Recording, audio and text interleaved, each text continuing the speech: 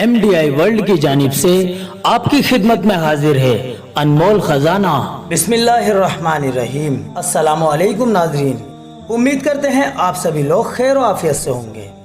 नाजरीन, अनमोल खजाना के एक और नए एपिसोड में आप सभी लोगों का तहे दिल से इस्तकबाल है।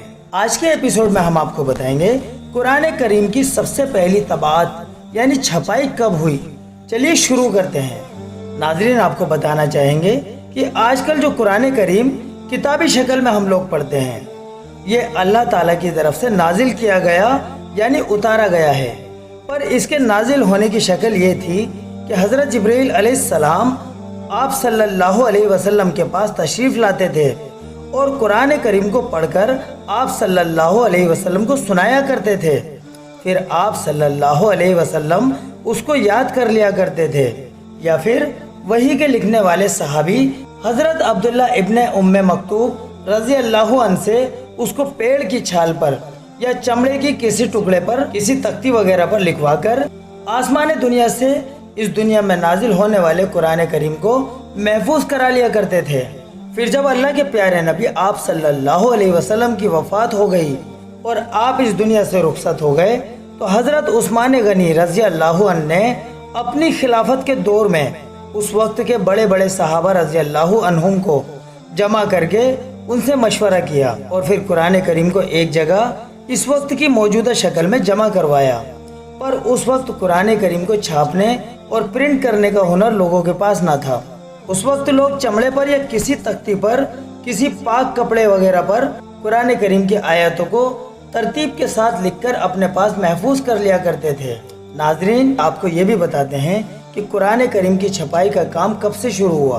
तो नाजरीन, आपको बताना चाहेंगे कि कुरान करीम की छपाई की शुरुआत के सिलसिले में लोगों के अलग अलग कौल मिलते हैं, जिनको आपके सामने जिक्र किया जा रहा है।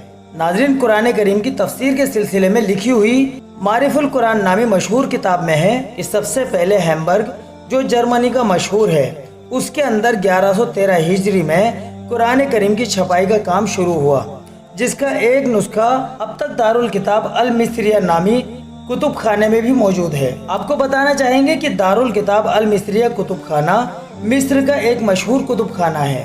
फिर इसके बाद मुशरिकीन ने कुरान करीम के नुस्खे छपवाए, लेकिन चूंकि इस्लामी दुनिया को उन पर भरोसा नहीं था, इसलिए उनके छपवाए हुए कुरान करीम के नुस्खों को मकबूलियत हासिल ना हो सकी।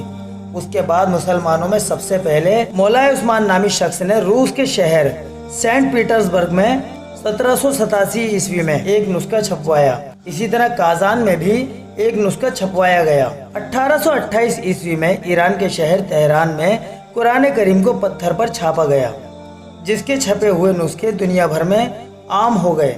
नाजरीन, खुतबाते जुल्फ़कार नामी मशहूर किताब में है कि रशिया के एक शहर काजान में सबसे पहले कुरान करीम को प्रिंटिंग प्रेस पर प्रिंट किया गया। दूसरा नुस्खा जर्मनी के शहर हैम्बर्ग के अंदर प्रिंट किया गया था। मुफ्ती शफी साहब अपनी तफसीर, जिसका नाम मारिफुल कुरान है, उसके शुरू में लिखते हैं कि काजान शहर में हमजा नामी शख्स ने कुरान करीम को सबसे पहले प्रिंट किया था। मुकदमा मारिफुल कुरान, जिल्द नंबर 1, पेज नंबर 44, खुतबाते जुल्फ़कार, जिल्द नंबर 4, पेज नंबर 148।